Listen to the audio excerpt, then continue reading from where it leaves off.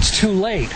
That's what people are saying about this place. And this place happens to be an island off the edge of South Vietnam called Phu Quoc.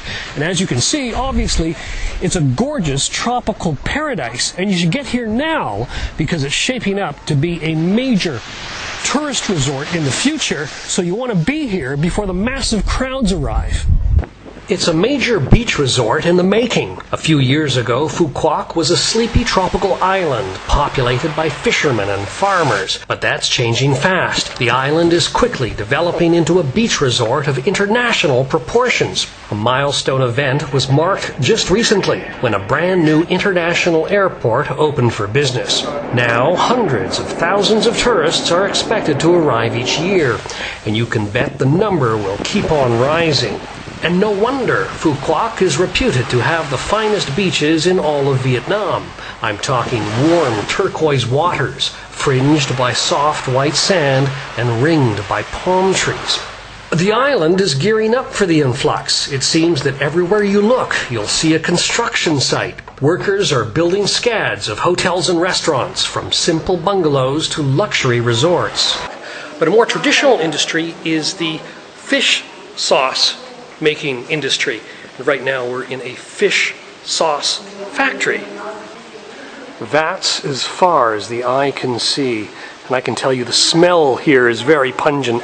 Fish sauce, or nuoc man as it's called in Vietnamese, is an essential ingredient of Vietnamese food. It's interesting how this is a large-scale factory, but look at the vats. They seem to be made of wood with another sort of twined or twisted wood around the rims, a sort of traditional design, even though this is a large-scale factory that's producing fish sauce for the nation.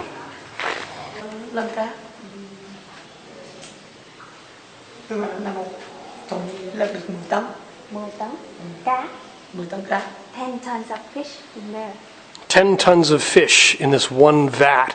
The fish all gets fermented with salt, and over time it turns into this sauce, which you can see is kind of leaking out the spout here.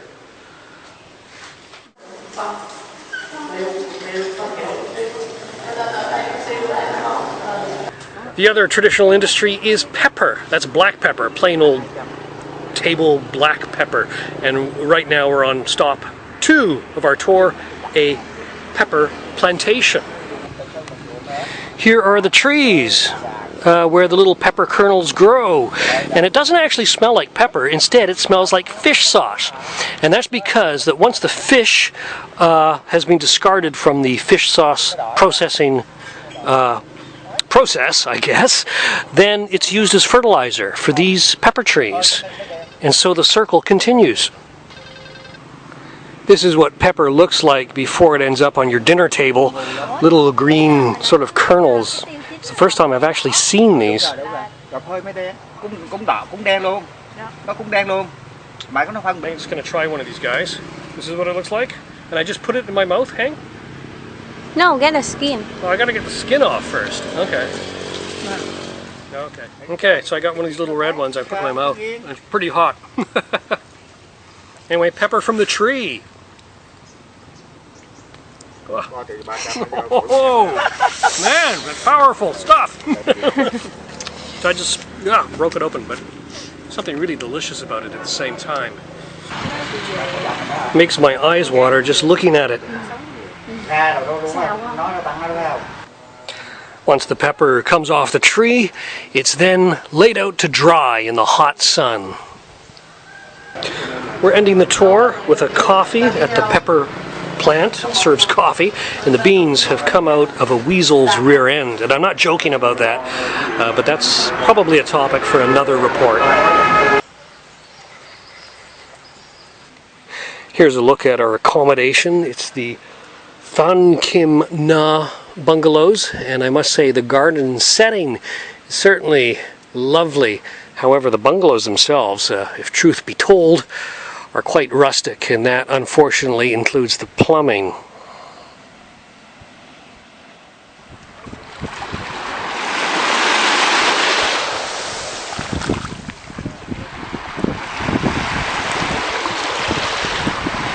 prices here tend to be high by Vietnamese standards, but by any other standard, the island is still a major bargain.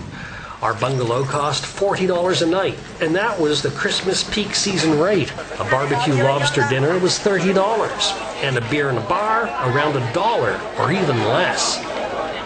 So if you find yourself in Vietnam with a week or so to spare, get yourself down to Phu Quoc now, before all the crowds do.